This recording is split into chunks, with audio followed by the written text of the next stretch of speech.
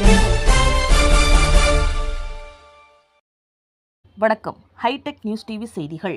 சென்னையில் நிறுவன தலைவர் பொன்குமார் அவர்கள் ஆணைக்கு இணங்க மாநில செயலாளர் எஸ்.எம். குமார் அவர்கள் தலைமையில் மாநில இணை செயலாளர் ஏ.ஜே. நாகராஜ் அவர்கள் முன்னிலையில் ரியல் எஸ்டேட் தொழில் செய்வோர் நல சங்கத்தின் சென்னை மண்டல ஆலோசனைக் கூட்டம் சென்னை வடபழனி தலைமை அலுவலகத்தில் நடைபெற்றது.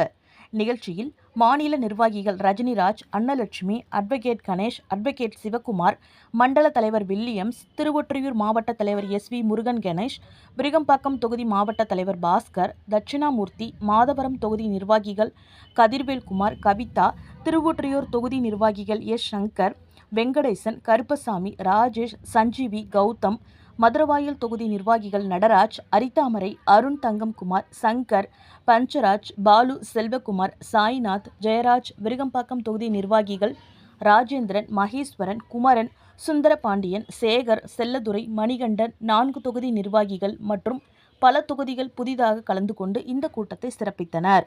நிகழ்ச்சியில் சிறப்பு அழைப்பாளராக தலைவர் பொன்குமார் அவர்கள் கலந்து கொண்டு பேசினார். அப்போது பேசிய அவர், நாட்டின் வளர்ச்சியில் பெரும் பங்காற்றக்கூடிய பெருவாரியான மக்களுக்கு வேலைவாய்ப்பு அளிக்கக்கூடியதுமான ரியல் எஸ்டேட் தொழிலை பாதுகாத்து ரியல் எஸ்டேட் தொழிலில் ஏற்படக்கூடிய முட்டுக்கட்டை மற்றும் பிரச்சினைகளுக்கு தீர்வு காண தொழிலை விரைவாகவும் எளிமையாகவும் நடைபெற செய்வதன் மூலம் ரியல் எஸ்டேட் தொழிலை வளர்த்து எடுக்க முடியும்.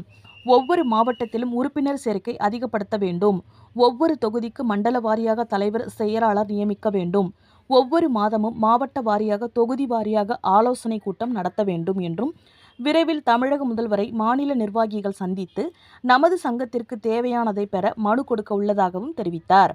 மேலும் பேசிய அவர், நான் வாரிய தலைவராக இருந்த இந்த 5 ஆண்டுகளில் நான் செய்த நலத்திட்டங்களை முதல்வரிடம் எடுத்து கூறி தேவையானவைகளை பெற முயற்சி செய்வோம் என்றும் அவர் கூறினார்.